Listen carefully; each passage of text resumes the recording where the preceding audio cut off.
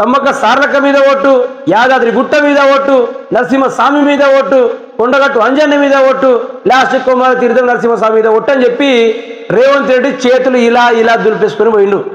ఈరోజు చూసుకుంటే మాత్రము ఆగస్టు 15 దాకా 50% మాత్రమే రుణమాఫీ అయ్యింది. మిగతా వాళ్ళ పరిస్థితి ఏంది? రేవంత్ రెడ్డి దాన్ని డైవర్ట్ చేయడానికి రేవంత్ రెడ్డి హైడ్రా పేరుతోటి అక్రమ కట్టడాలు కూల్చడం అని, లేకుంటే కొత్త నాటకాలతోటి రేవంత్ రెడ్డి ముందుకు వస్తా ఉన్నాడు.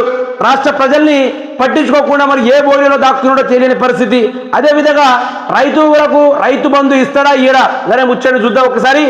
వానాకాలం రైతు భరోసా లేనట్టేనా? రేవంత్ సర్కార్ మరో మోసం. ఇప్పటి వరకు ఊసేలేని పెట్టుబడి సాయం ఆశగా ఎదురు చూస్తున్న రైతాంగం ఇస్తారా ఇవ్వాలన్న అనుమానాలు. ఎలాంటి సంకేతాలు ఇవ్వని వ్యవసాయ శాఖ ఇంకా బతుకున్నాడు అనుకుంటున్నా నేను. బతికే ఉన్నాడా తుమ్మల నాగేశ్వరరావు? మరి